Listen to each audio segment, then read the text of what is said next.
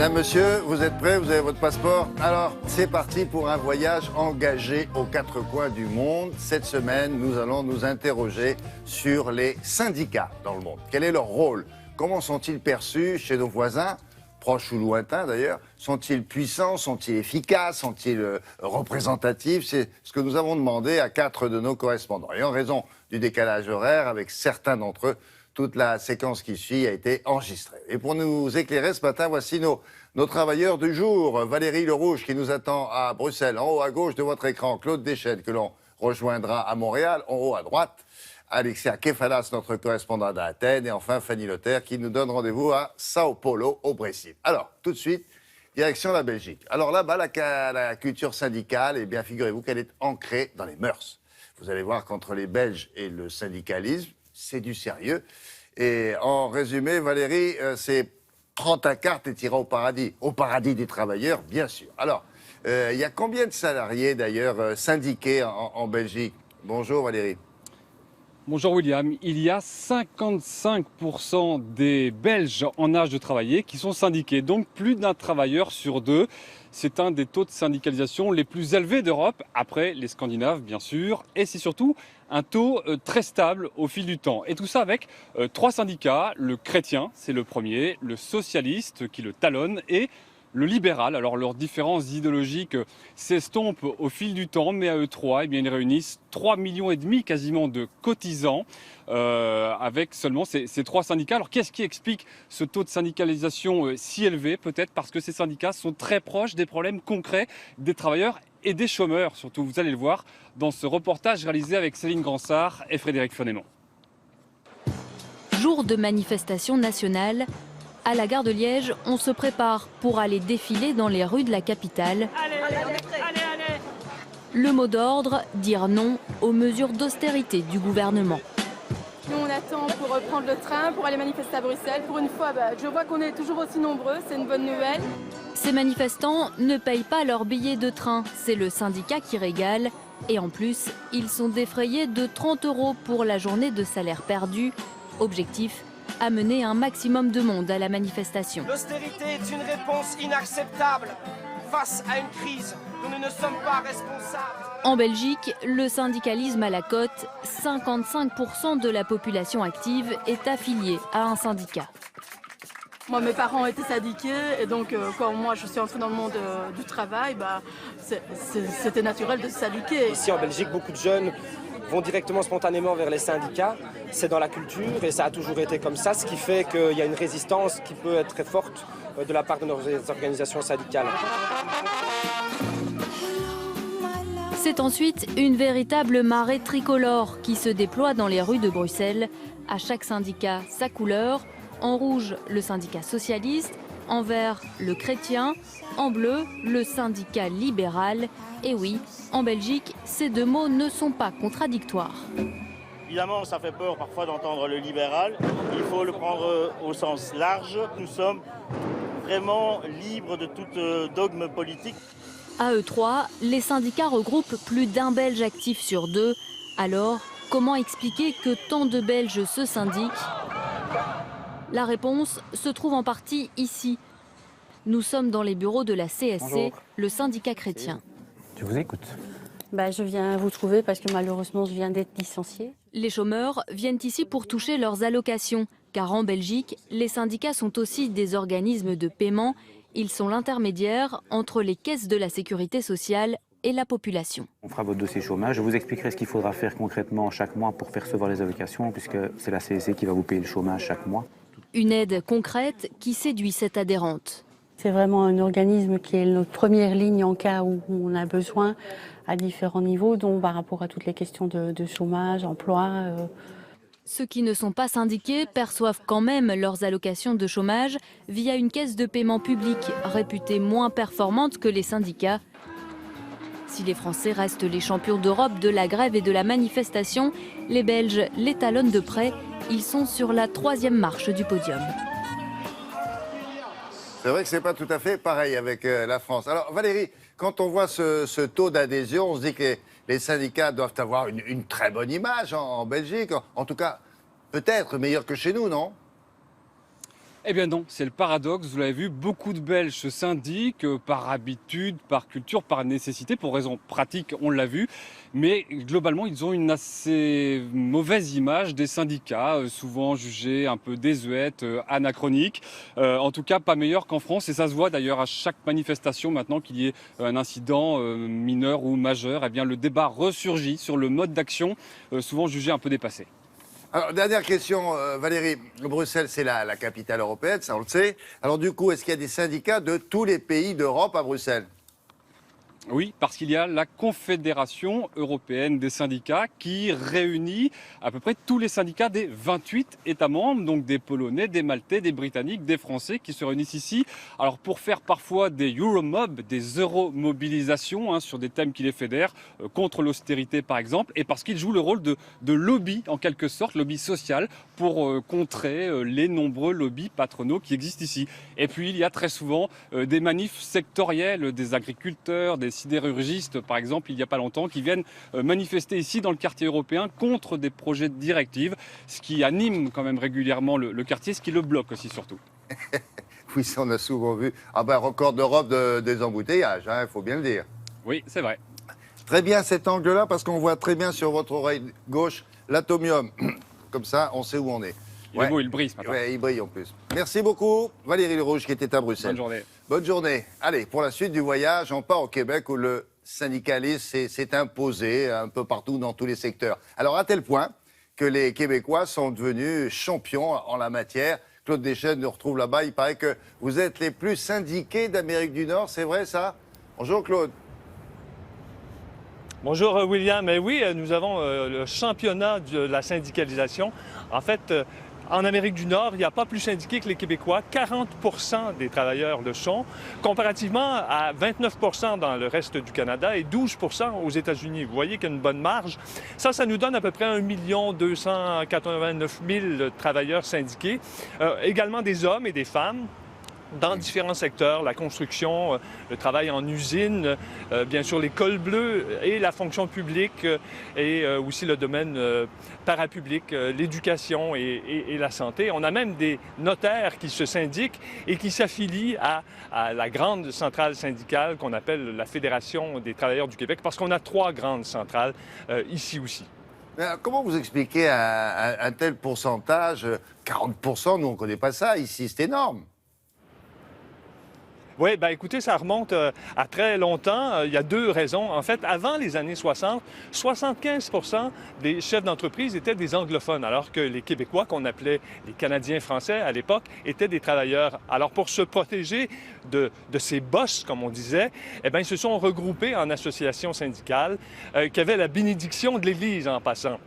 Et donc, ça a donné une force importante. Et à partir des années 60, lorsque le Québec s'est doté d'un État moderne, eh bien là, on a doublé les effectifs syndicaux. Alors, on a retrouvé des syndiqués dans le domaine de la fonction publique. Et il y a aussi l'Église qui a quitté le secteur de la santé et de l'éducation. Donc, ça aussi, ça a amené beaucoup de syndiqués. Alors, vous allez voir dans mon reportage qu'encore aujourd'hui, les syndicats sont très forts et ils défendent la cause de leurs membres, mais aussi ils sont devenus des acteurs importants de l'activité économique. Nous avons, nous, la responsabilité de bâtir pour nos fils, pour nos filles. Le syndicalisme québécois a une longue histoire, mais c'est dans les années 60 qu'il a véritablement émergé. Dans cette époque qu'on a qualifiée de révolution tranquille, l'affirmation du droit des travailleurs a été extrêmement tapageuse. Début des années 70, l'État fait même emprisonner les leaders des 3 plus grandes centrales. Le professeur Michel Grant était alors le bras droit de l'un d'eux. Durant les années 70, où on connaissait une prospérité, on était encore dans ce que nos amis français appelaient les 30 glorieuses, bien, les syndicats faisaient des gains à la table de négociation parce que le rapport de force économique était suffisant pour qu'ils fassent des gains. Et les travailleurs en profitent. À la fin des années 70, 16 % des négociations collectives donnaient l'occasion d'une grève ou d'un local. Depuis 30 ans, ça ne dépasse pas 5 %. On fait encore la grève au Québec, mais le nombre de conflits est passé de 350 en 1980 à 66 en 2012. Quand les syndiqués décident d'aller en grève, c'est que la grève est un geste d'espoir. C'est qu'ils pensent que l'employeur est dans une position économique favorable pour améliorer les conditions de travail. Mais quand ça va mal à la shop, comme on dit en bon québécois, bien, c'est pas le temps de faire la grève. C'est le temps d'essayer de sauver son emploi. Des emplois! Des emplois! C'est ce qu'on veut! Lors de la grave crise économique qui touche le Québec durant les années 80, les syndicats deviennent plus réalistes, explique Michel Nadeau, qui a œuvré pendant 20 ans à la Caisse de dépôt et de placement du Québec. La réponse doit être gagnant-gagnant. Avant, il fallait tout avoir. Le patron nous vole, il faut lui retirer le maximum parce qu'il va tout prendre. Là, on reconnaît que le patron a le droit de vivre. Le président de la Fédération des travailleurs du Québec, Louis Laberge, lance alors l'idée d'un fonds pour encourager les travailleurs à investir leurs économies dans les entreprises québécoises, dans l'espoir de sauver des emplois. Moi, j'étais un petit peu sceptique quand je vous disais, je voyais des travailleurs qui gèrent de l'argent. J'étais à la Caisse de dépôt, je gérais 105 milliards de dollars. Et puis, j'ai pris ma retraite et je me suis dit, je vais aller voir comment ils travaillent. Parce que je vais leur montrer comment travailler. Oh là là, je me suis aperçu que ce sont des gens extrêmement professionnels. Le fonds de la FTQ, créé en 1983, dispose aujourd'hui d'un actif de 11 milliards de dollars. Celui de la Confédération des syndicats nationaux est de 1,4 milliard. Ce levier a permis aux travailleurs de devenir un maillon important de la chaîne. Je suis actionnaire, je veux du rendement. En même temps, je suis travailleur, je veux des bonnes conditions de travail. Donc, ça permet aux travailleurs de réaliser cette dualité de l'activité économique. Nous en sommes venus à une entente de principe avec notre employeur. La transformation de l'économie fera-t-elle en sorte qu'on verra de moins en moins de travailleurs dans la rue à l'avenir? C'est la génération des milléniaux, ces jeunes nés autour des années 2000, qui va donner la réponse. Alors, Claude, vous venez d'évoquer là dans le reportage les jeunes militants. Est-ce que ça veut dire que les syndicats aujourd'hui s'inquiètent d'une éventuelle désertion de cette nouvelle génération? Sûrement, William. Certainement, mes deux intervenants, Michel Grant et Michel Nadeau, m'ont dit on ne sait pas vraiment quelle tangente va prendre le syndicalisme au cours des prochaines années avec ces fameux milléniaux qui ont une façon très particulière, très personnelle de voir la vie. Ouais. Hein. Ils sont très indépendants. Ils se promènent d'un emploi à l'autre et ils n'ont pas à cœur autant que leurs ancêtres la retraite à prestations prédéterminées. Alors, on se demande vraiment comment tout ça va tourner et les syndicats n'ont pas encore vraiment trouvé la manière de leur parler aux jeunes. Alors, le chant « solidarité » là, est peut-être une espèce en voie de disparition. Oui, c'est vrai qu'ils sont beaucoup plus nomades que nous l'étions, vous et moi. Bon, merci beaucoup, Claude. Bonne journée et à très bientôt. Au revoir. Au revoir. Petite pause chez nous à présent. Avec notre spécialiste du web, on va voir si les syndicats en France se sont mis à l'ère numérique. Alors, Julia, désormais, Internet, c'est mieux qu'un défilé?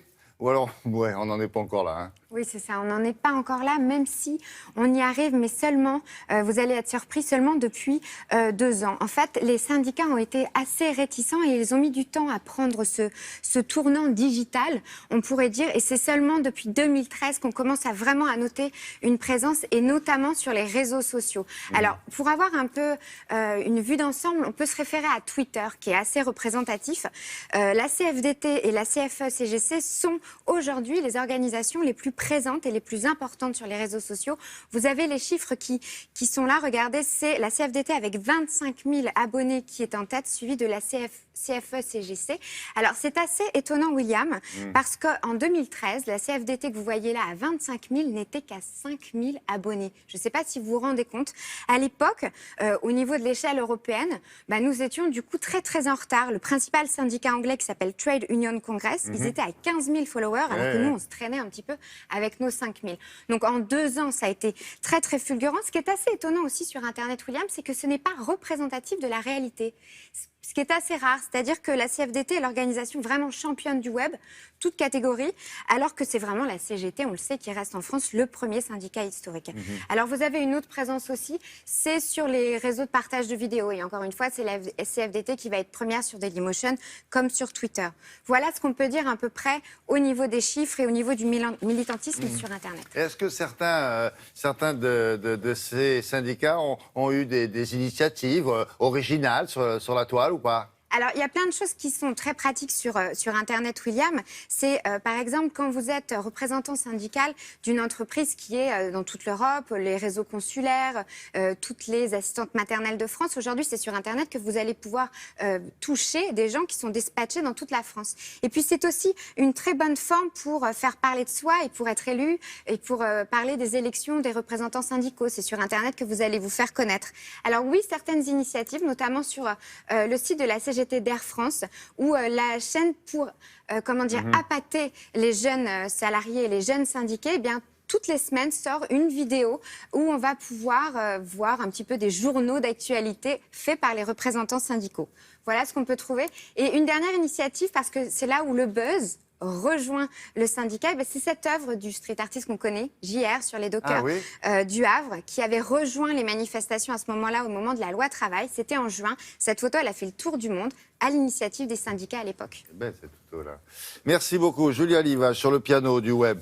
Allez, on va retrouver maintenant Alexia Kefalas à Athènes. Alors là-bas, vous allez voir, le syndicalisme n'est pas franchement béni des dieux grecs, puisqu'il serait plutôt en perte de vitesse. Et pour bien comprendre, car ce mouvement syndical a une histoire qui n'est pas banale, il faut remonter à ses origines, Alexia. Bonjour. Bonjour William, oui, le syndicalisme en Grèce a une histoire assez particulière et singulière. Et la Confédération des travailleurs a été fondée en 1918, alors c'est dire si elle a pu traverser les phases de l'histoire, mais tout de même, dès le début, grâce à ses combats, elle a réussi à fonder la sécurité sociale, la régulation des salaires et des conventions collectives, 3 lois notamment, qui ont été consolidées, tenez-vous bien William, par la dictature du général Metaxa. Et oui, c'était sa façon d'étatiser les syndicats. Alors forcément, ça n'a pas duré. Après la guerre civile, après la dictature des colonels, cette fois, les syndicats ont retrouvé leur indépendance. Sauf qu'aujourd'hui, eh bien, ils se sentent bien seuls. Vous allez le voir, William, dans ce sujet réalisé avec Aris Katsianis. Aujourd'hui, c'est jour de manifestation. Plus de 15 syndicats sont réunis devant le Parlement d'Athènes pour protester contre le large programme de privatisation. Un programme qui comprend la cession de la compagnie des eaux, d'électricité, du gaz naturel, des sites archéologiques et même des îles. L'enjeu est de taille, mais la mobilisation est limitée. La plupart pensent que les dés sont déjà jetés. Pourtant, au début de la crise économique, il y a 7 ans, les syndicats réunissaient des centaines de milliers de personnes contre les premières cures d'austérité avec les mêmes slogans. Nous ne baisserons pas les bras. Résiliation ou méfiance envers les syndicats, ce journaliste qui suit les manifestations est partagé. Le grec est aujourd'hui scotché à son canapé. Il suit les événements et se sent incapable de faire quoi que ce soit. Il espère que d'autres mèneront son combat, sauf que les syndicats sont entretenus par l'État et sont donc en pleine déprime chronique et ne peuvent pas mobiliser. Pour Christos Kiosis, pas question de baisser les bras. Le syndicalisme n'est pas mort. En Grèce, on dit qu'un combat n'est pas perdu tant qu'il n'a pas été livré. Il est secrétaire général de l'Union des travailleurs de la compagnie des eaux, EIVAP. Il reconnaît que le mouvement a perdu de son intensité ces dernières années et pour cause. 7 travailleurs sur 10 n'ont plus confiance en leur syndicat selon une étude récente, même s'ils reconnaissent tous leur importance. En fait, ils reprochent à leurs dirigeants syndicaux de placer leurs aspirations politiques avant l'intérêt des revendications. Le plus scandaleux, c'est que beaucoup de membres, de présidents ou secrétaires généraux de syndicats sont actuellement députés ou ministres.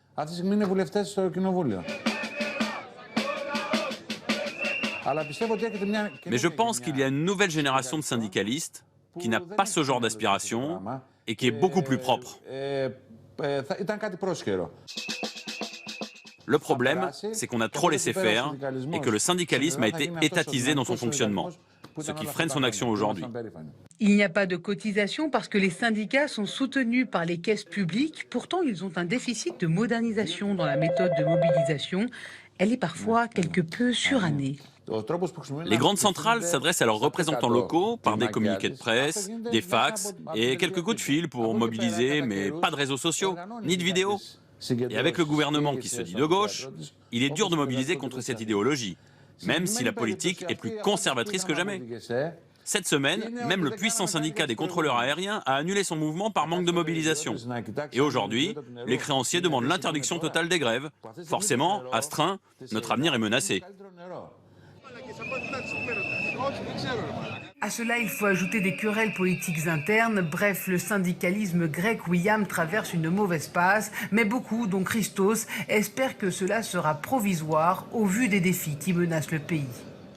Oui, c'est vrai qu'il faut rajouter effectivement que la situation financière de la Grèce est très, très difficile. Merci beaucoup, Alexia. À très bientôt. Alors, retour dans l'Hexagone maintenant avec Isabelle Martinet. On va s'intéresser à l'origine et à l'évolution du syndicalisme chez nous en France. Et on peut dire que ça remonte à quand d'ailleurs ? Très certainement au développement industriel. Pourquoi ? Parce qu'auparavant, et depuis le Moyen-Âge, c'est le compagnonnage qui organisait les professions sans caractère revendicatif. Mais au 19e siècle, l'arrivée en masse des travailleurs dans les manufactures va changer, va transformer le rapport entre patron et employé. Donc, on va essayer de s'associer, on va essayer d'organiser les choses. Et avec le soutien politique de gauche, eh bien, la loi Waldeck-Rousseau va légaliser l'organisation syndicale en 1884 et eh bien, les ouvriers d'une même profession pourront s'associer. Quel était le premier syndicat en France ? C'est la Confédération Générale du Travail, la CGT, créée en 1895 dans l'objectif d'améliorer les conditions de travail des salariés. Et pour ce faire, eh bien, le mouvement dispose de l'arme suprême reconnue depuis 1864, c'est la grève générale avec son fort pouvoir de nuisance. Puis en 1919, va suivre la Confédération française des travailleurs chrétiens, autrement dit la CFTC, et avec le Front populaire, le syndicalisme va contribuer à plusieurs choses. Les congés payés, les 40 heures de travail hebdomadaires, suivront bien sûr les délégués du personnel et les conventions collectives. D'accord. Et aujourd'hui, combien sont-ils ? Alors aujourd'hui, on en compte une huitaine pour ne parler que des plus connus, mais seuls sont reconnus comme représentatifs au niveau national ceux qui ont obtenu plus de 8% des voix aux élections professionnelles qui se déroulent tous les 4 ans. Dans ce cas, ils peuvent signer des accords sociaux. Nous avons 5 syndicats qui sont dans cette situation, qui sont la CGT, la CFDT, FO, la CGC et la CFTC. Dans l'ordre d'importance ? Dans l'ordre d'importance, absolument. Vous avez les voix aux élections, donc le tout premier, c'est encore la CGT avec plus de 26% des voix. Alors concrètement, quel rôle et quel pouvoir ont-ils aujourd'hui dans l'entreprise et au-delà même ? Alors, ils défendent toujours les intérêts professionnels des salariés, que ça soit au niveau individuel ou collectif. Alors pour cela, ils peuvent agir en justice, ils peuvent aussi signer des négociations dans la mesure où l'accord est validé par un nombre de syndicats qui représentent au moins 30% des voix. Et puis, le gouvernement doit les consulter en cas de projet d'emploi, par exemple, concernant le domaine de l'emploi, un projet de loi. Alors, on l'a vu récemment, ça se passe plus ou moins bien. C'est fonction, c'est selon. Alors là, on l'a vu, les syndicats de salariés, le syndicalisme patronal, ça existe aussi. Oui, bien sûr, depuis 1919, pour faire face aux différentes crises économiques. Alors, il y a eu différents mouvements, mais depuis 1998, c'est le MEDEF qui est la principale organisation patronale. Et puis, n'oublions pas quand même dans le domaine agricole, la FNSEA, qui a une forte influence depuis plus de 45 ans, malgré la Confédération parisienne, la Confédération paysanne qui fait concurrence. Pas très parisienne, non. C'est pas très parisien, non. Justement. Il y a beaucoup de salariés syndiqués en France ? Très peu. Très peu. Nous sommes à 8% contre 17% en 1980. Alors pourquoi ?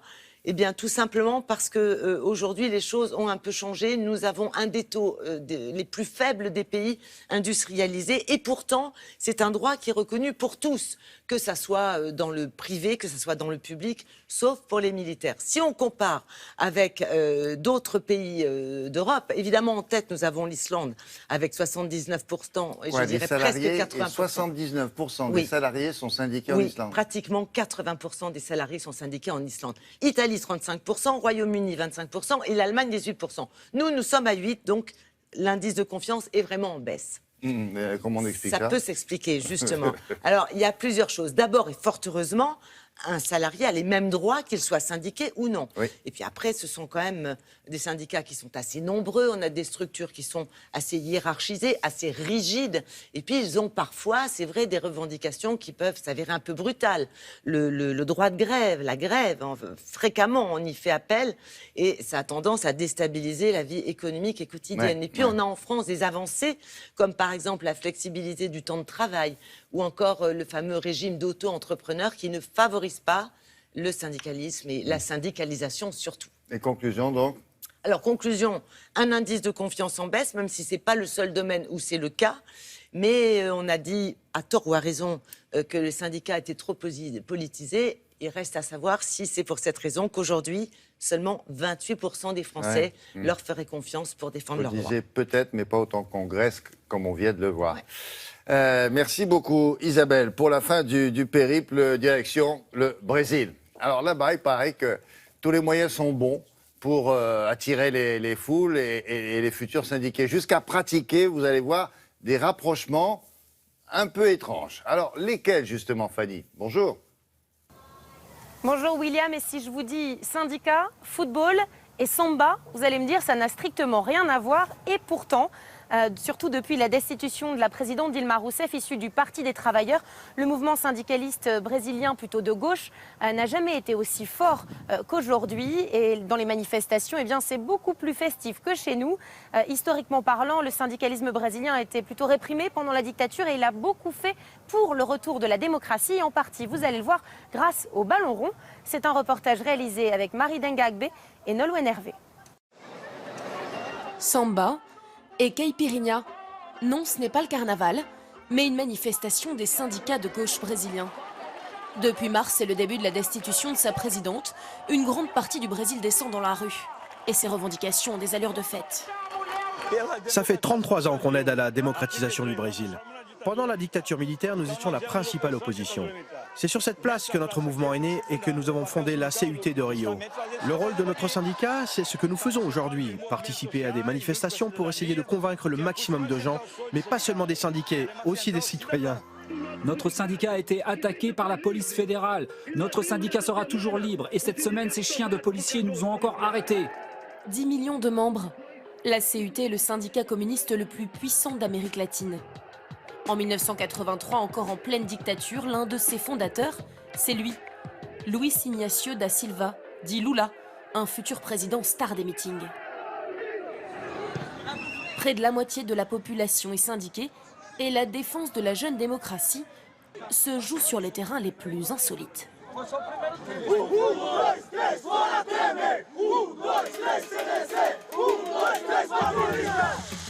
Pour ces joueurs opposés au président actuel, Michel Temer, ce n'est pas une simple réunion de footeux du dimanche, mais bien un sommet syndical. Nous vivons un coup d'État institutionnel et parlementaire. Et c'est à nous de montrer qu'au sein du sport, on peut descendre dans la rue. Le sport est une façon de communiquer avec les masses. Le premier à avoir eu cette idée, c'est Socrates, star au Brésil, et l'un des fondateurs du syndicat en 1982. Dans ce pays où le foot est roi, il a su se servir du ballon rond pour afficher ses revendications, jusque sur son front.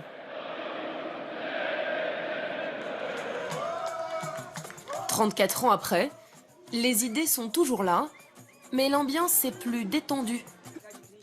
Et l'on discute politique autour du barbecue. C'est quelque chose de fondamental. On doit promouvoir la solidarité.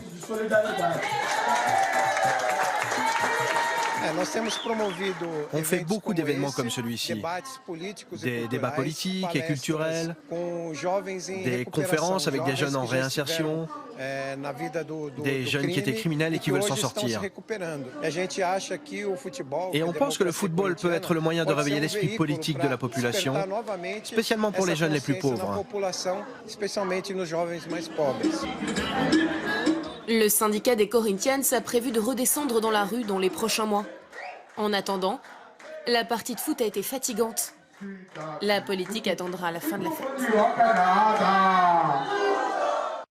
Socrates, un des meilleurs joueurs de football du siècle dernier. Bon, Fanny, le Brésil, c'est une une jeune démocratie. On a bien compris que les syndicats avaient beaucoup œuvré pour elle. Est-ce qu'ils sont toujours aussi puissants aujourd'hui ?